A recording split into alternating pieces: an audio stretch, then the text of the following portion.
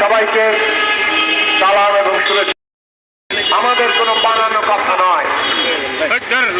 Syndicate যে আছে এটা বাণিজ্য মন্ত্রী স্বীকার করেছেন এবং বলেছেন সিন্ডিকেটের গায়ে হাত দেওয়া যাবে না। সিন্ডিকেটকে ধরলে নাকি বাজারে দাম আরো বেড়ে যাবে। এই কারণে তারা সিন্ডিকেটের বিরুদ্ধে কোনো ব্যবস্থা নিতে পারবেন না।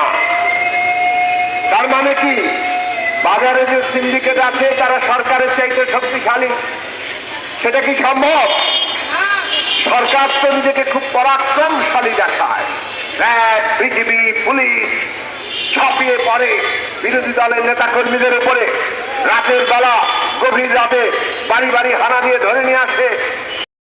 দাম হু করে বাড়তে থাকে।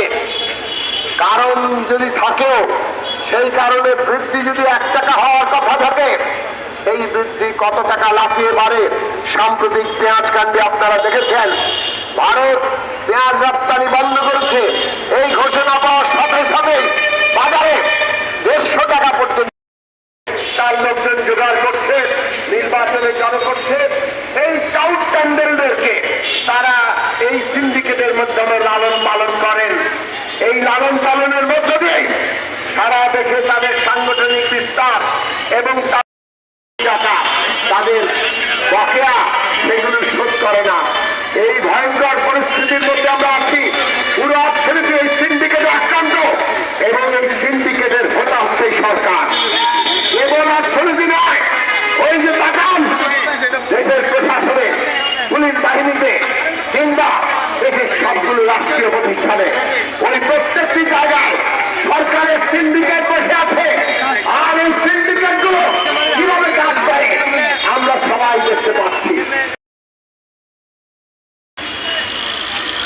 ভোট কেমন হচ্ছে সেটা জিএম কাদেরকে জিজ্ঞেস করেন।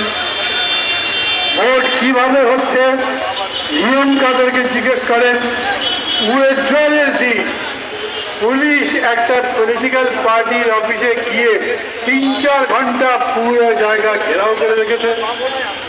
প্রেসিডেন্ট যিনি চেয়ারম্যান পার্টি তার রুম বন্ধ করে তার সামনে পুলিশ পাহারা দিয়েছে। সেক্রেটারি সাহেব বাইরে ঘুরে বেড়াচ্ছে। অতএব অনেকেই বলে এবার বিরোধী দল হবে স্বতন্ত্র পার্টি। দুনিয়াতে কথা হয়েছে এরকম।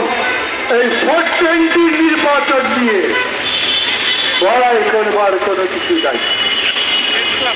জনগণের নামে শিকড় হাতুড়ি বসাল দিয়ে কাটা যায়, কুড়াল ক্ষমতা দিয়ে কাটা যায়। পত্রিকায় লিখেছে একবার সুযোগ দাও। এই যে 10ই ডিসেম্বরে দেখলেন, 16 ডিসেম্বরে দেখলেন, তার আগে দেখলেন, এখনো বলি এই পুলিশের অত্যাচার থামালে পরে আপনারা তো ঘর থেকে ট্রেনে আগুন ধরার পরে ভোর রাতে 12 কিলোমিটারের ট্রেনটা আগুন ধরা অবস্থায় চলেছে। এখন দেন যারা ট্রেনে থাকেন তারা কাউকে তারা খবর জন্য তাদেরকে জেলে পাঠানোর জন্য